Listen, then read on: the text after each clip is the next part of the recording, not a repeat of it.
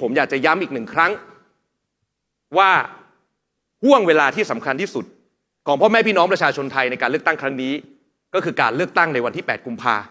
กาเพื่อสร้างการเปลี่ยนแปลงกาเพื่อสร้างรัฐบาลประชาชนครับทุกท่านครับในปี 2569 นี้จะเป็นปีที่ประเทศไทยเติบโตช้าที่สุดในอาเซียนครับทุกท่านทราบดีแต่ความน่ากลัวไม่ได้อยู่เพียงแค่ตัวเลข GDP ที่สะท้อนการเติบโตเศรษฐกิจที่เรารั้งท้ายอาเซียนครับความน่ากลัวมันอยู่ที่ศักยภาพของประเทศไทยที่ตกต่ำลงเรื่อยๆทุกปีเมื่อเราเทียบกับประเทศเพื่อนบ้านหันไปมองพ่อแม่พี่น้องคนทำงานผู้ประกอบการ SME เกษตรกร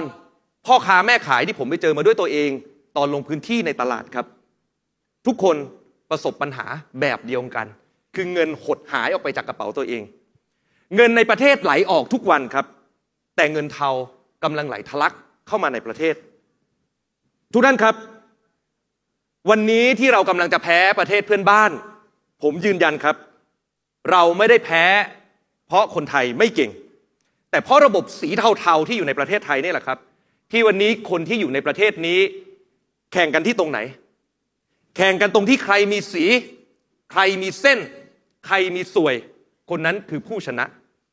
ไม่ได้แข่งกันที่คนที่มีความรู้ความสามารถครับปัญหาวาระเร่งด่วนของประเทศไทยครับคือการปฏิรูประบบบริหารราชการแผ่นดินให้ลีนและคลีนเพื่อทำให้นักลงทุนเกิดความเชื่อมั่นครับมีเม็ดเงินลงทุนใหม่ๆไหลกลับเข้ามาในประเทศเงินลงทุนคุณภาพเท่านั้นที่จะสามารถสร้างงานคุณภาพได้เราเห็นการแสดงความเห็นของผู้บริหารเทสลาใช่ไหมครับจะเข้ามาลงทุนในประเทศไทยต้องทำยังไงครับจ่ายสวยทุกขั้นตอนแล้วทุกท่านคิดว่าถ้าภาพลักษณ์ของประเทศไทยยังเป็นแบบนี้อยู่จะมีเงินลงทุนไหลเข้ามาในประเทศเพิ่มเติมหรือไม่รัฐบาลประชาชนจึงให้ความสำคัญอย่างยิ่งต่อการปราบปรามการทุจริตคอร์รัปชันครับเพื่อฟื้นฟูความเชื่อมั่นทั้งนักลงทุนไทยและนักลงทุนต่างประเทศรัฐบาลประชาชนครับเราจะใช้เงินจากทุกกระเป๋าทั้งจากกระเป๋าของนักลงทุนและจากกระเป๋าของภาครัฐครับเพื่อสร้างอุตสาหกรรมใหม่ๆภายในประเทศผ่านการจัดซื้อจัดจ้างอย่างมียุทธศาสตร์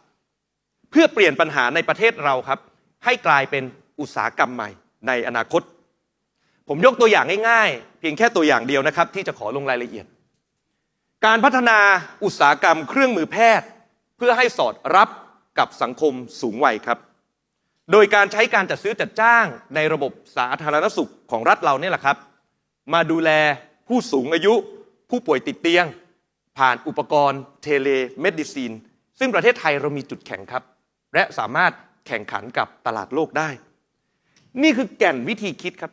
แก่นวิธีคิดในการออกแบบนโยบายในการสร้างอุตสาหกรรมใหม่ของรัฐบาลประชาชนที่เราเปลี่ยนภาระ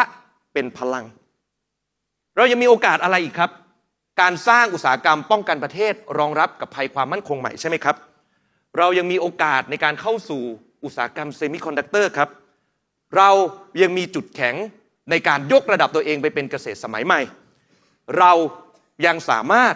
สร้างเศรษฐกิจดิจิตอลให้เกิดในประเทศนี้ได้ทุกอุตสาหกรรมที่ผมบอกมาครับล้วนมาจากพื้นฐานความคิดเมื่อสักครู่เปลี่ยนภาระในประเทศให้กลายเป็นพลังผมย้ำอีกหนึ่งครั้งเราอยากสร้างที่ทุกคนในประเทศครับไม่ต้องมีสีไม่ต้องมีเส้นไม่ต้องมีสวย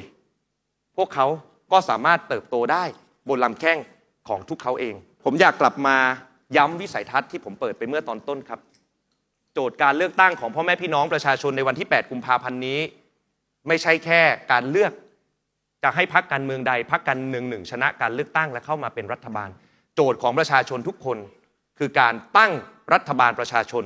รัฐบาลแห่งการเปลี่ยนแปลงที่มาจากประชาชนเป็นของประชาชนและทำเพื่อประชาชนครับขอบคุณครับ